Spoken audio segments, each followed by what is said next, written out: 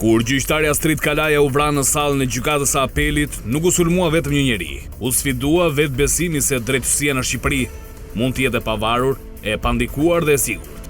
Kjo tragjedi duket se nxjerr në sipërfaqe reflektime të forta për forcën politike që qëndron pas institucioneve gjyqësore, për bazat e së drejtës dhe për pasurinë që sigurisht rrjedh nga kontrolli i pushtetit. Sistemi gjyqësor në Shqipëri prej 3 dekadash tashmë ka qenë objekt kritikash, korrupsion, ndikime politike, mungesë besimi tek publiku. Reforma në drejtësi pas vettingut solli shpresë, por me sa duket shumë boshllëqe po dalin në pa. Nuk bëhet fjalë vetëm për ligjin, po për zbatimin e tij, për standarde sigurie, për një kohë zgjatje të shkurtër të proceseve gjyqësore dhe për atë që gjyqtari të mos jetë i ekspozuar ndaj kërcënimeve, dhe këtu jo vetëm gjyqtari, por edhe prokurorët. Dhe sigurisht vrasja e Kalas na detyron të pyesim sa të sigurt janë gjyqtarët dhe prokurorët sot. Sa të gatshëm janë ata të refuzojnë presionin. Dhe kush dëshiron nga politika tashmë t'i mbajë gjyqtarët dhe prokurorët në këtë gjendje? Kush mund përfitojë nga ky akt vrastar ndaj drejtësisë? Akti duket si një paralajmërim për të gjithë ata që prekin interesat forta, pronën, koncesionet, pasuritë publike, fondet e shtetit. Kush ka motive për të penguar vendime gjyqësore që rrezikojnë rrjetet e përfshirjes ose të favorizimit, mund të përfitojë nga frika që ngrihet pas kësaj vrasje. Nëse drejtësia sot punon në hijen e kërcënimit, pengesat për hetim të pavarur ose për kontroll të jashtëm janë lehtësisht të implementueshme. Sot partitë politike mund të përfitojnë duke u pozicionuar si mbrojtës të rendit dhe ligjit, duke kërkuar masa të forta, duke përforcuar narrativën që drejtësia duhet kontrollohet nga shteti. Kjo mund të rrjedhë në rritje të pushtetit ekzekutiv ose kontroll më të madh mbi prokurorin dhe gjyqësorin. Por çfarë ndryshime shpritet dhe duhet kërkohen? Sigurisht rritja e sigurisë së gjyqtarëve dhe prokurorëve në ambiente gjyqësore, kontroll e hyrje-dalje, monitorim me kamera sigurie, protokolle emergjence, s'duhet jenë vetëm deklarata, duhen buxhete, plane dhe sigurisht një përgjegjësi. Legjislacion për mbrojtjen e drejtësisë ndaj presionit politik, ligje që ndoshta ndalojnë ndikimet indirekte, ligje për deklarime interesi, masa për mbrojtje personale për gjyqtarët dhe prokurorët që trajtojnë çështje sensitive. Reflektim politik dhe sigurisht partitë duhet përgjigjen publikisht të mos përfitojnë nga ngjarje për propagandë, por të kërkojnë bashkëpunim institucional. Shqiptarët presin veprime dhe sigurisht jo më deklarata bosh. Vrasja Astrid Kalas është një pikë thesë në historinë e drejtësisë në Shqipëri. Ajo ekspozon prishtësinë që ekziston në sistemin e drejtësisë, por gjithashtu hap mundësinë për të parë se kush vërtet dëshiron një drejtësi të pavarur. Nëse shteti toleron këtë heshtje, mos ndëshkim dhe lejim të frikës, do përfitojnë ata që kanë interesa të errëta. Nëse reagimi do jetë transparent, i fuqishëm dhe ligjërisht i paprekshëm, mund të jetë fillimi i ri për një drejtësi që shqiptarët mund të besojnë sërish.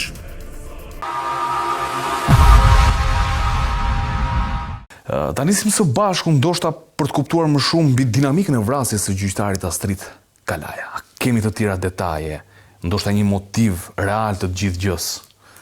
Sa i përket motivit, nuk besoj që lidhet direkt me gjyqtarin, se në fund ditës, të paktën nga ajo çfarë kemi kuptuar përgjatë këtyre ditëve është e qartë që gjyqtari Astrid Kalaja për hir të vërtetës është nxjerrë në prit nga drejtësia e re, ose ashtu quajtura reforma drejtësi. Por nëse ndalemi tek ajo se çfarë ka ndodhur në sallën e gjyqit, ka qenë rreth ora 15 kur menjëherë sapo është lexuar vendimi, Elvis Shkambi është ngritur, ka nxjerrë një pistolet nga xhepi dhe ka qelluar 2 herë në drejtim të gjyqtarit Astrid Kalaja, i cili ka gjetur vdekjen pothuajse të menjëhershme. Me gjithë dinamika në sallën e gjyqit ka zgjatur jo më shumë se 7 sekonda, pasi ka qelluar, vetëm 7 sekonda.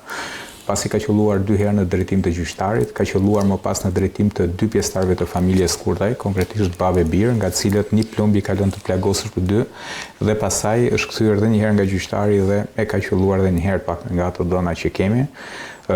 Situata ka shkaktuar panik, aty e pranishme ka qenë dhe sekretarja e gjykatës, të cilës kuptohet e panikosur nga gjithë ajo tragjedisë çfarë ka ndodhur në sallën e gjyqit, i ka thënë të mos shqetësohet se nuk kam asnjë punë me ty. Pastaj bashkë me xhaxhanin e tij, i cili duhet thënë se gjatë këtyre 7 sekondave dramatike ka ndenjur i qetë, pra nuk ka lëvizur, nuk ka dhënë asnjë lloj shenjë lëvizje apo irritimi, thjesht ka parë gjithë atë ngjarje tragjike krejt i qetë, kanë dalë të dy jashtë dhe në momentin e parë forcat e policisë që sapo kishin mbritur të telefonuar edhe për ngjarjen kanë bërë arrestimin e Gjon Shkambit.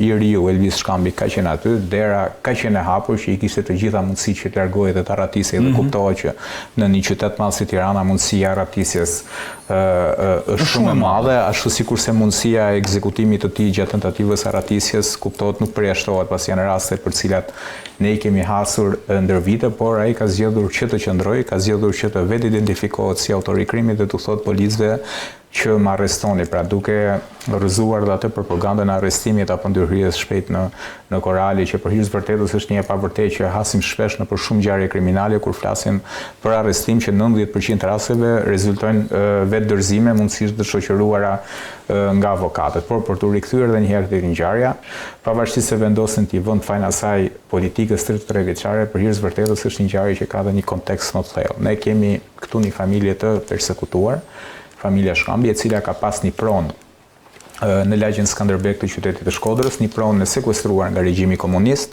Në Tatë Truall më pas është ndërtuar një godinjë që ka shërbyer për disa vite si shkollë mesme profesionale, dhe pas viteve 90 ajo shkollë u mbyll dhe me një vendim të Bashkisë së Shkodrës në datën në vitin 1992, aty u vendos strehimi i 31 familjeve që vinin kryesisht nga zona thella të Veriut, Malësia Madhe apo Dugagjini. Më pas familja Shkambi ngriti pretendime për çështjen e pronësisë dhe në bazë të ligjit të bara blerjes, mos gaboj në vitin 2012, ka bërë blerjen e objektit dhe më pas aty ka nisur dhe zanafilla e konflikteve gjyqësore që ka vijuar më pas në gjykat, ka vijuar në gjykatën e shkallës së parë të Shkodrës, që më pas që për hir të vërtetës për herë të parë i ka dhënë të drejtë familjes Shkambi, pastaj 31 familjet kanë ankimuar vendimin, ka vijuar në apel. Përgjatë kësaj historisë së zvarritjes së çështjeve gjyqësore, aty ka pasur një problematik me dokumentet, pra zhdukja e disa dokumenteve. Historia për te rrafshit gjyqësor ka dhe një background mediatik, ne jemi marrë vetë dhe si televizion, po dhe kolegët e mediave tjera. Jemi marrë për të sjellë të dy anët e medaljes, kemi sjellë shpesh herë të pretendimet e banorëve kur ato janë kanosur nga pjesëtarët familjes Shkambi dhe kanë kërkuar ndihmën e policisë. Kemi sjellë dhe pretendimet e familjes Shkambi për çështjen e grabitjes së pronës sipas tyre, kjo dhe mendimin e gjykatave. Ne duhet ta theksojmë që gjyqtarja Strit Kalaja nuk po gjykonte çështjen në themel. Gjyqtarja Strit Kalaja po gjykonte një çështje që kishte të bënte me një urdhër të përmbarimit që kërkonte lirimin e hapësirës ku ishin 32 familjeve, urdhër i cili ishte kundërshtuar përmes avokatëve të tyre nga 31 familjet. Çështja kishte shkuar tashmë dhe në gjykatën e lartë, ku të paktën gjykata e lartë pretendonte se kjo çështje nuk do duhet kishte atë përparësi që pretendohej të kishte, dhe ne e pam se çfarë ndodhi kjo vonesë, pasi duhet kemi parasysh po flasim për një gjyq i cili vijon në 3 vite. Po ç'a na prodhoi kjo? Ose ç'a na la të kuptojmë kjo? E ndoqa me shumë kurreshti djetë të gjitha fjalimet dhe pretendimet që u ngritën në mbledhjen që mbajtën gjyqtarët, dhe po gjëja Sokol Sadushin dhe mu duk sikur Sokol Sadushi kreu gjykatës lartë po fliste në ditën e tij të parë punës, edhe jo si njeriu që ka të paktën 30 vite që është në instancat më të larta të drejtësisë së vendit. Ka përjetuar gjithë tranzicionet. Bëri një skaner dramatik të situatës në drejtësi, ndërkohë që ka vite që po na reklamohet reforma në drejtësi si investimi më i madh përgjatë këtyre 32 viteve. Por e vërteta është që këtë platformë të reformës në drejtësi nuk ka planuar ta zbatojë asnjë vend tjetër. Rasti më konkret është rasti i Maqedonisë Veriut, Zoran Zaevi, i cili refuzoi që ta implementonte, por ajo çfarë më bëri më shumë përshtypje mua në gjithë histori është hipokrizia për t'ia vënë fajin publikut edhe qytetarëve, saqë tha mediat e kanë fajin, jo nuk e kanë fajin mediat. Nëse kanë një njerëz që të paktën muajt e fundit ka atakuar me emër gjyqtar dhe prokuror, është kryeministri Edi Rama, qoftë prokurorin Eca Xheli, gjyqtarin Azbi Balliu, gjyqtarin Ligor Raqtoshi. Mos harrojmë, janë dy precedent të rrezikshëm që ne duhet t'i kthejmë edhe që na lidhen në mënyrë të pashmangshme këtë. Shumë shkurt e kam. E para janë fjalimet e zotit Rama në parlament në raport me prokurorin Arjan Doj.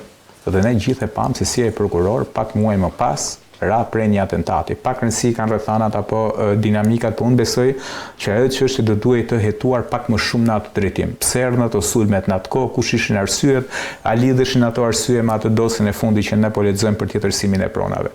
Po është edhe një rast tjetër që vlen përmendet dhe që shumë pak e kemi theksuar edhe në këtë studio, dhe nuk e kam hasur as unë vetë, nuk e kam cituar si argument, që është argument që duhet të theksohet.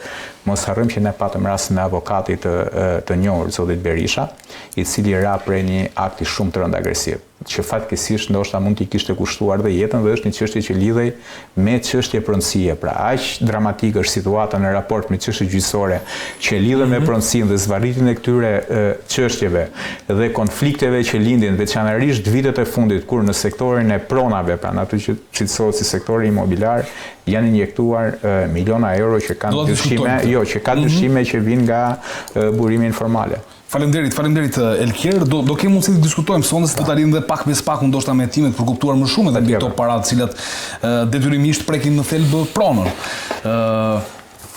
Karanxha, tani më thuaj, se pjesën e kemi diskutuar të paktën atë sipas pretendimit, paktën unë nxor në prit po themi nga ky sistem gjyqtari Kalaja.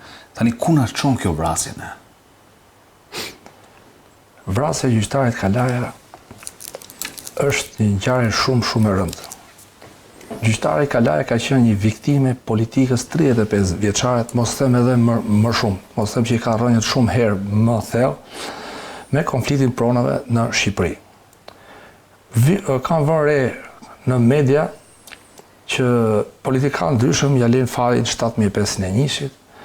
Është e vërtetë që 7501-shi ka tmetat e veta. Janë bërë gabime sepse kur demokracia, prona duhet të shkëthyj pronarit. Edhe ligji më pasëm, ishte ligj për kthimin e pronave ish pronarit, ndërkohë ato kanë qenë pronarë. Po të shkote pronat e pronarit, s'do kishte dhe kompensimin e pronave. Po e ish pronarëve thoshte. Do këto duhet ata kanë qenë pronarë, ja ka konfiskuar shteti. Që këtu nisim. Kulmimi i zvarritjes qytetarëve është me reformën drejtësi.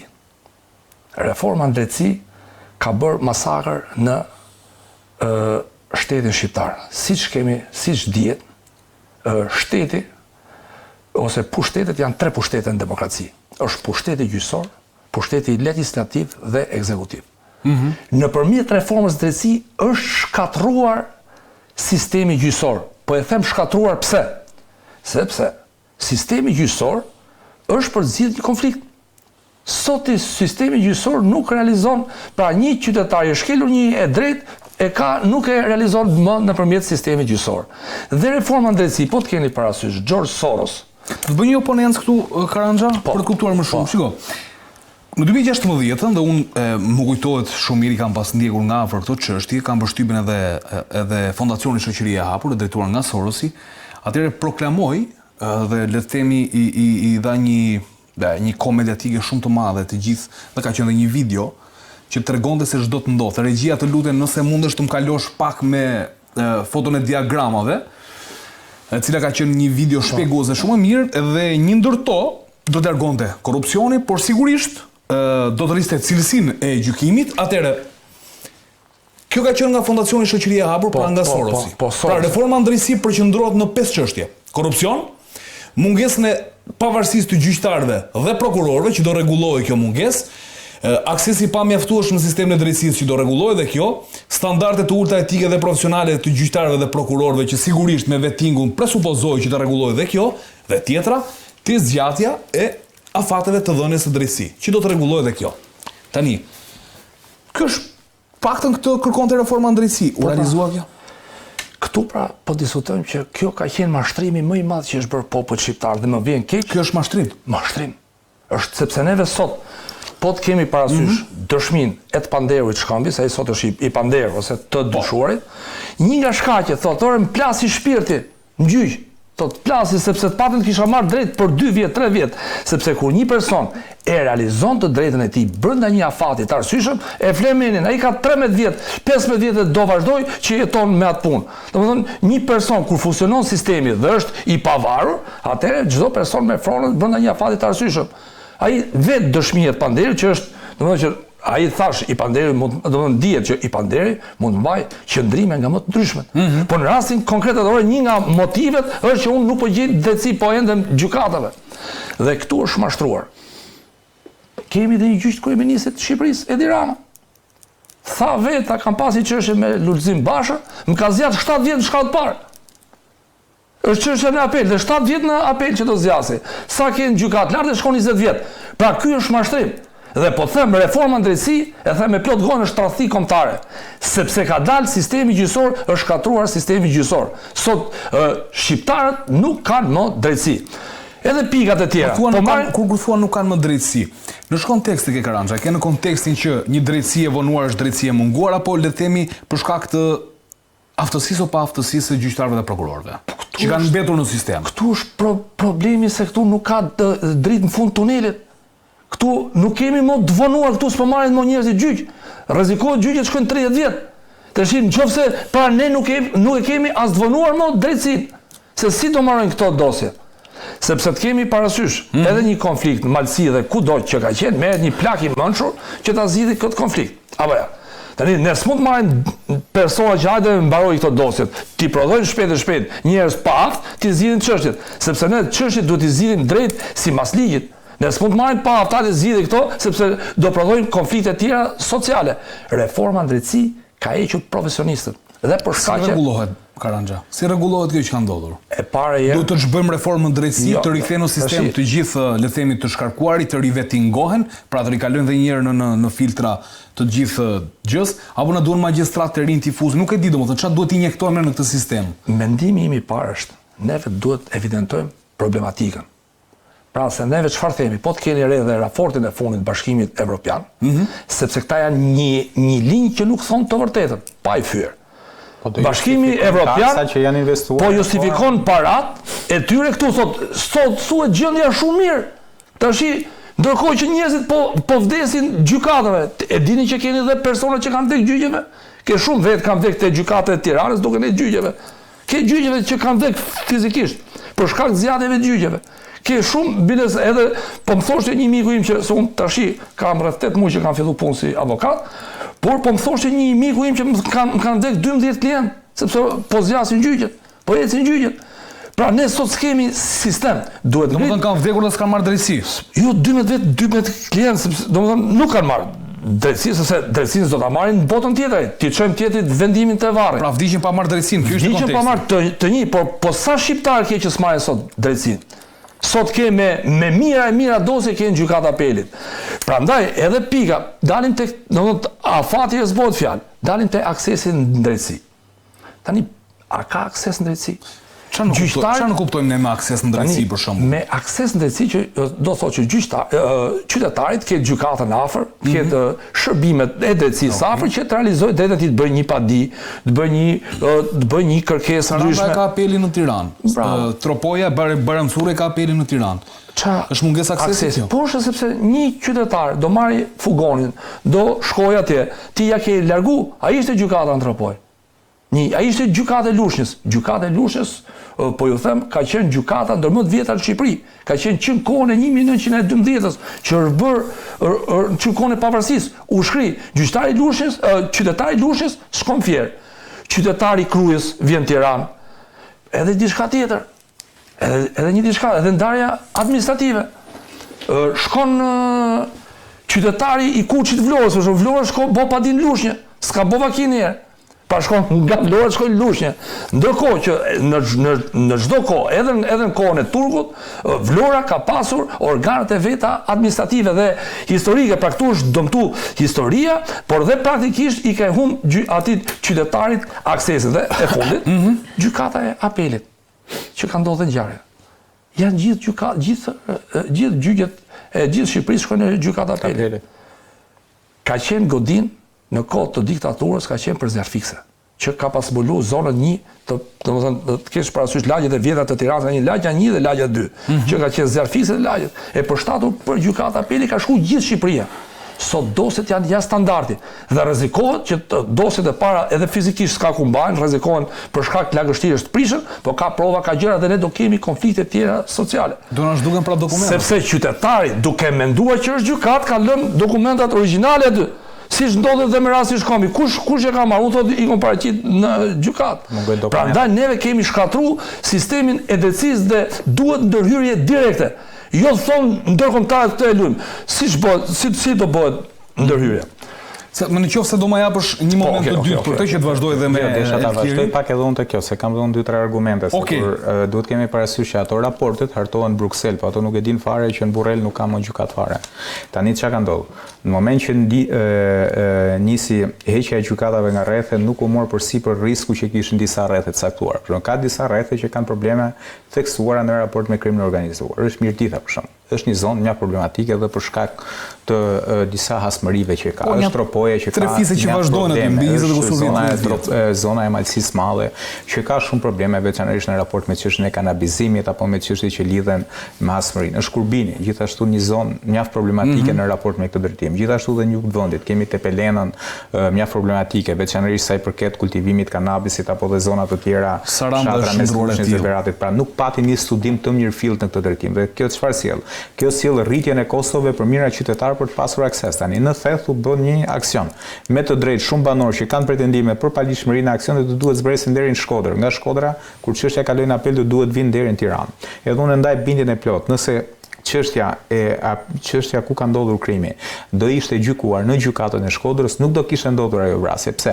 Për shkak se policia lokale, për shkak se punonësit lokal të gjykatave, duke ditur se sa sensitive dhe sa delikate janë disa çështje, duke ditur se sa problematike janë disa individ të caktuar që vinë nga fisë të caktuara që mund të kenë pasur probleme me persekutimin dhe se sa të ndjeshme do kishin marrë masa shtesë, ndërsa në Tiranë është çështja shumë burokratike.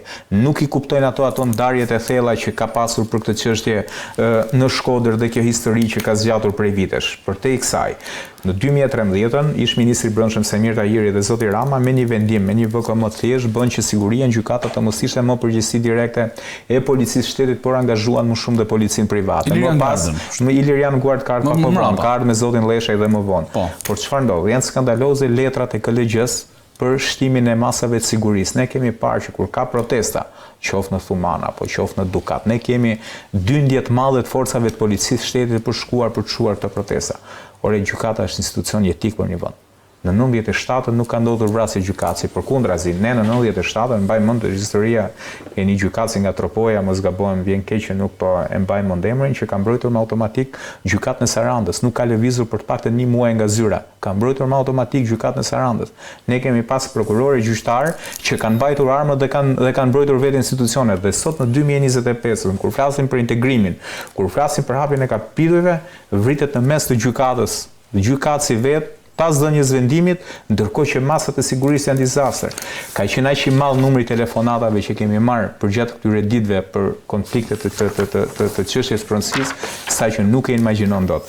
Aq i madh është mbledhja në raport me këtë se çfarë ka ndodhur me sistemin e drejtësisë, ne duhet kemi parasysh vakanca që krijoi vettingu përgjatë këtyre viteve andi, ka bërë që Shqipëria të ketë numrin më të vogël të prokurorëve dhe të gjyqtarëve me 1000 banor në raport, por kundër kësaj ne kemi problemin më të madh në rajon në raport me vrasjet, në raport me pastrimin e parave, në raport me konfliktet e pronësisë dhe në raport me konfliktet familjare. Mërinë diçka këtu. Tani, ne pam të gjithë së bashku me gjithë shikuesit një mbledh të papar, një lum komentesh që u derdhën në rrjetet sociale kundër drejtësisë, por që duke glorifikuar një lloj forme, duke stimuluar atë se çfarë bëri Elvis Shkambi duke vrarë gjyqtarin. Tani sigurisht unë besoj që nuk ishte tipikisht për gjyqtarin kjo. Të paktën nuk kështu e perceptoj. Dhe nuk do doja kurse si ishte për gjyqtarin, se s'mund të jenë ai lum komentesh me qindra mira komentesh kundër një gjyqtari që sa çështje mund të ketë shqyrtuar. Tani pse gjithë ky mbledh? Ndaj sistemi do ta quaja. E para fare mbledhja nuk ka lidhje, unë besoj që edhe ekzekutimi nuk ka lidhje fare me gjyqtarin. Unë gjykoj që Elvis Shkambi aty do kishte ekzekutuar cili do gjyqtar që ta jepte atë vendim. Ne duhet kemi parasysh edhe kontekstin se është një ngjarje shumë delikate dhe shumë sensitive për ta komentuar ndoshta edhe me logjik ftohtë. Elvis Shkambi ishte 30 vjeç. Kishte lindur në 95, ndërkohë që konflikti për cilin Elvis Shkambi mori një jetë njeriu dhe mbylli de facto dhe jetën e vet kishte nisur 3 vite më herët. Kishte nisur 100 vite në 92. Edhe vetë ky gjyqtari, Astrid Kalaja, karrierën e kishte nisur në vitin 93 në Shkodër. në momentin që kishte nisur edhe zanafilla e këtij konflikti.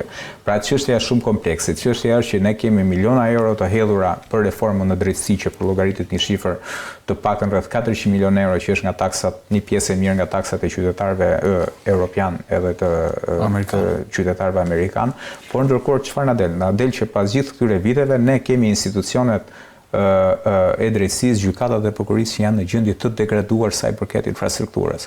Sa i përket pasaj çështjes së sigurisë, është një çështje alarmante që këtu është absurde, ruhen më shumë ekspozitat apo godinat e universiteteve që harxojnë miliona euro për çështjen e sigurisë, ndërkohë që në universitet nuk është regjistruar asnjë ngjarje kriminale, madje as vjedhje regjistrat, ndërkohë që këtu që luhet me fatin e jetës së njerëzve, ndërkohë që këtu që luhet me çështje kaq sensitive ku në lojë janë pasuri me vlerë 100 milionë euro, siguria është në nivel alarmant edhe për këtë duhet të ketë dikush përgjegjës. Është dikush përgjegjës për faktin që aty është një burr i moshuar 60 vjeç, po përgjegjësia nisë është hierarki tani. Nëse ne kujtojmë kur u vra Klodian Rasha, ministri i Brendshëm zoti Llesha me gjithë të mirat edhe me të këqijat apo me ato përshtypje që ne kemi për punën e tij që për perceptimin tim ka qenë shumë Gazit Lotciellës.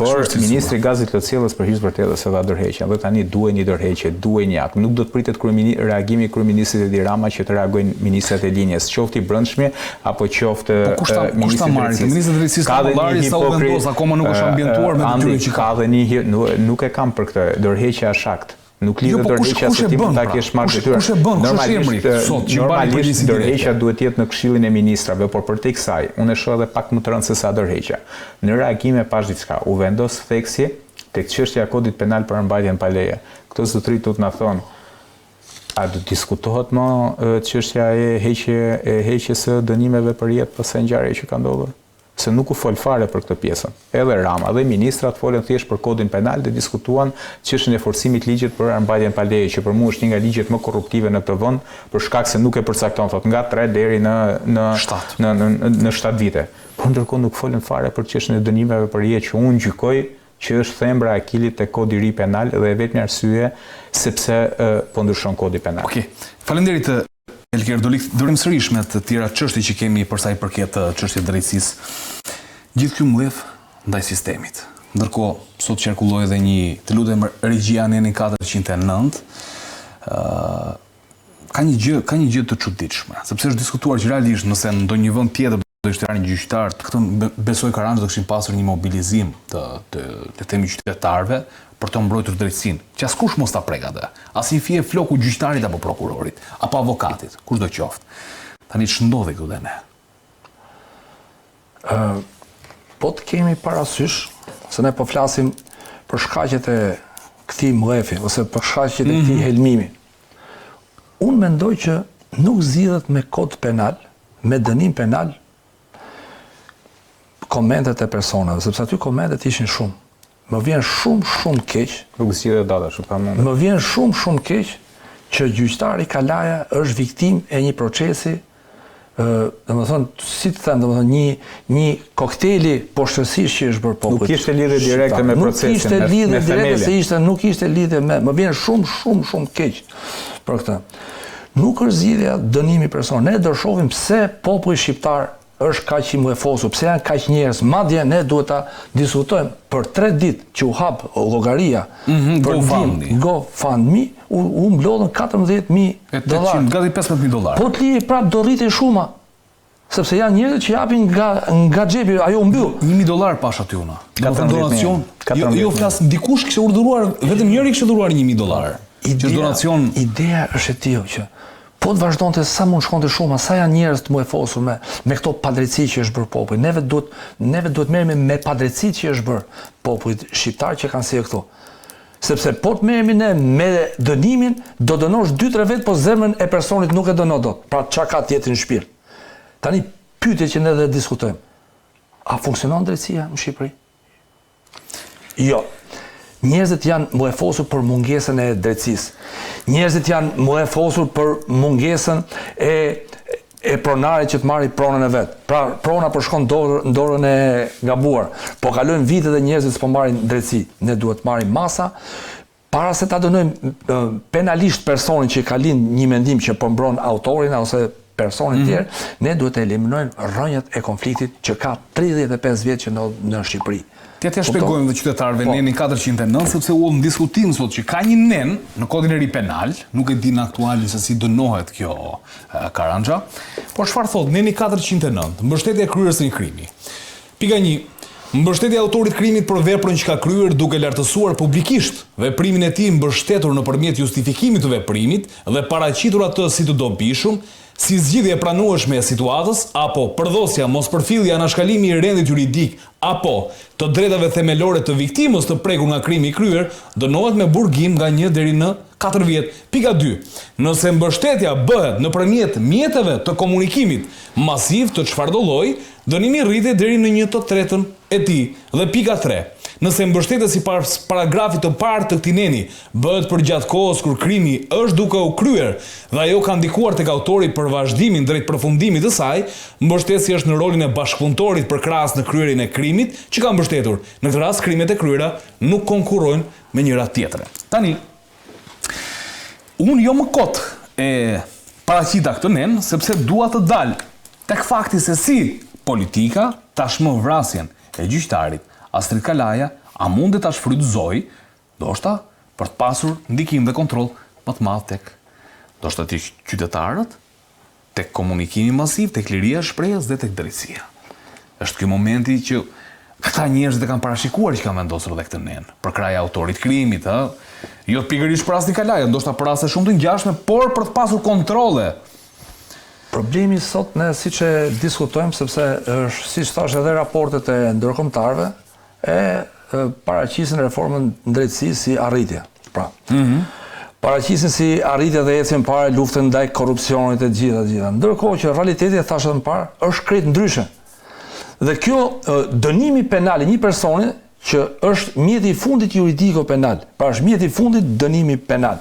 Neve duhet marrim masat të heqim problemet që kemi në popullin tonë. Dënimi është gjë tjetër.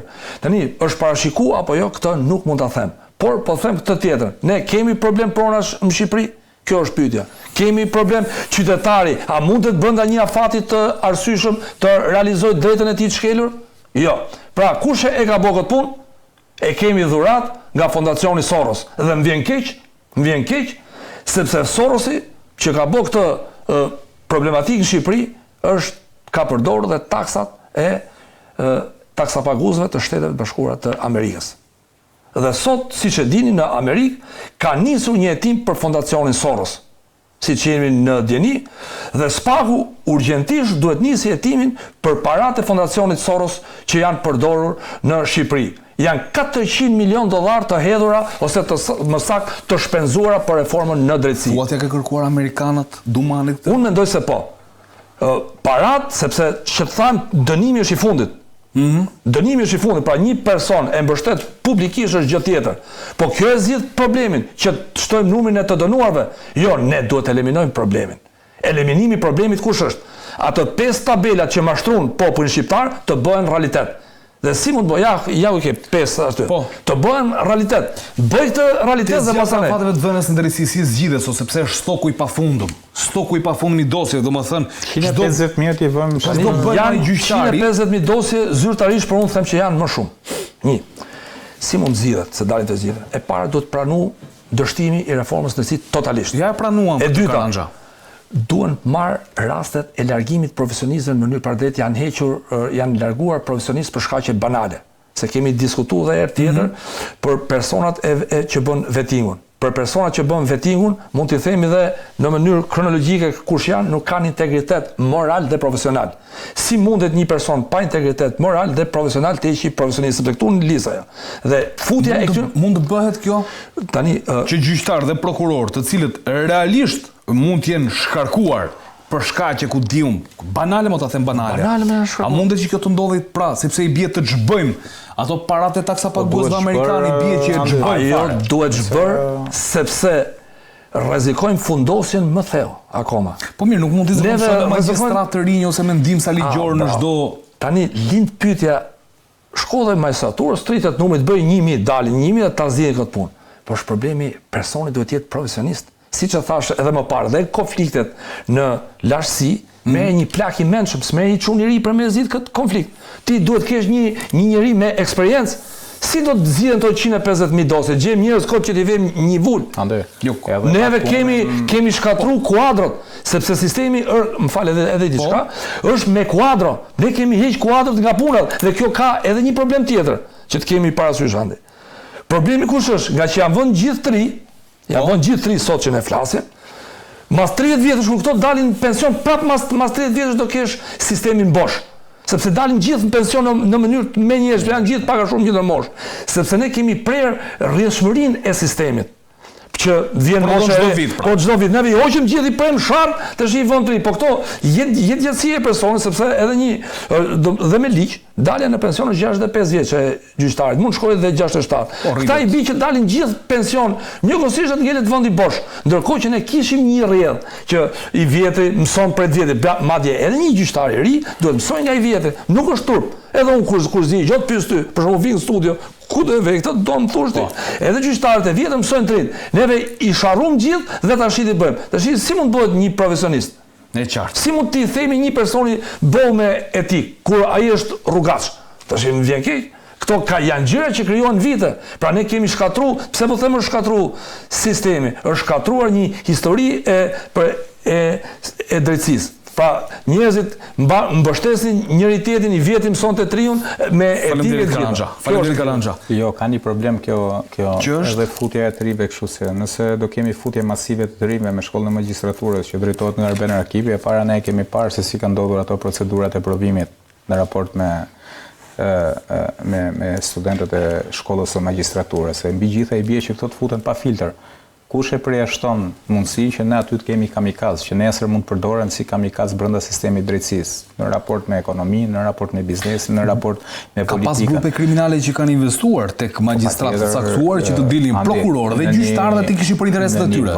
S'ka se si kanë dalë. Në një vend ku grupet kriminale investojnë për deputetë dhe për ministra dhe për drejtor policie dhe për kryetar bashkish, ne kujtojmë që nuk do investojmë në prokuror edhe në gjykatas. Gjitha dosjet pothuajse ti marrim dosjet me radhë, që nga dosja Suelçetis në Basante, dosja Metamorfoza Shkodrës, të gjitha na dalin prokurorë dhe gjyqtarë dhe drejtues lart policie shteti. Pra, është fakt kjo, nuk po e diskutojmë këtë pjesën. Problemi është i këtij filtri të këtyre trive që do hyjnë të gjithë. Patjetër që reforma drejtësi kërkon një rishikim shumë serioz për hir të vërtetës, se në mbi gjitha do duhet të jetë një rishikim me gjitha palët dhe me mbikëqyrjen e Komisionit të Venecias. Edhe këto tentativat për Komisionin Gjafaj, për këto për ato, kanë përshtypjen që do jenë çështje që kanë prapa një kalkulim thjesht politik.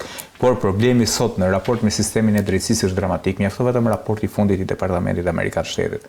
Çfarë thotë? Ekonomia shqiptare thoshte është ekspozuar përballë parave të narkotrafikut, sistemi të korruptuar të drejtësisë, që shumë çështje pasaj detyrojnë të shkojnë në gjykata ndërkombëtare. Dhe ne, shteti shqiptar, taksapaguesit, ne do të trajtojmë këtë studio dhe ato që na ndjekin, paguajmë atë faturën e beketit, paguajmë atë faturën e sterilizimit nëse do shkoj në gjykata ndërkombëtare apo çdo çështje që shkon në gjykata ndërkombëtare për shkak të këtyre vendimeve gjyqësore dhe për shkak të kapjes së sistemit të drejtësisë. E qartë. Nëse do të bëhet të njëjtën pyetje, a mund të tashmon që politika ta shfrytëzoj këtë moment me rastin e vrasjes së gjyqtarit Kalaja për të bërë ndoshta një kapje të sistemit të drejtësisë? Dëgjoj, kapja e sistemit të drejtësisë është fundi një shteti. Dhe nuk besoj që kjo do ndodhë, nuk do ta lejojnë as partnerët ndërkombëtar, nuk do ta lejojnë besoj as qytetarët shqiptar. Qytetarët shqiptar për hir të vërtetës e pritën edhe e mirëpritën reformën e drejtësisë dhe e mbështetën për hir të vërtetës. Por problemi është që produktet e kësaj reforme për hir të vërtetës deri tani kanë çuduar. Sepse kam i përshtypjen ne duhet ta themi këtë. Reforma në drejtësi u lidh më tepër me ngritjen e SPAK-ut dhe gjykatës posaçme.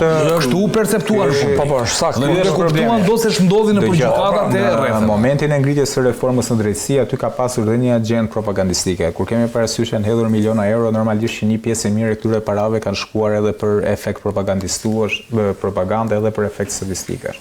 Sot e kësaj dite për shembull na është ngulmuar një fakt që 70% e shqiptarëve mbështesin reformën drejtësi. Ka qenë një sondazh, është kapur një pikë e këtij sondazhit, është përpunduar. Barometri kam përshtypjen në Euronews që do. Barometri dhe është spinuar në media dhe duket sikur 70% e shqiptarëve, por ndërkohë ky 70% e shqiptarëve që kanë dhe këto shqiptarë që hakorrehen në rrjetet sociale pas vrasjes së gjyqtarit. Dhe në perceptimin tim, sondazhi më i mirë është ky sondazhi për hir të vërtetës në rrjetet sociale ku njerëzit dalin me emër, dalin me zë, dalin me figurë, edhe shprehin atë revoltën e tyre. Ne për fat keq nuk e kemi luksin që ta shprehim revoltën në rrugë për shkak se ne e kemi pasur eksodin më dramatikun në gjithë Ballkanin, që ne të kemi ato njerëz në rrjetet sociale të zhvendosur në rrugë. Por unë besoj që është në leverdin e të gjithë krave politik që ne të kemi një sistem drejtësie të konsoliduar, se pastaj në momentin që ne do kemi një sistem drejtësie të kapur, askush nuk do ketë më imunitet, dhe për këtë jemi të sigurt. As brenda mazhorancës sa do e fortë jetë ajo, as në kampin opozitar. Unë besoj që interesi i të gjitha palëve është që sistemi i drejtësisë të jetë i konsoliduar, të jetë i fortë edhe mbi gjitha të jetë eficient. Problemi ne sot e kemi me eficiencën, është dramatike.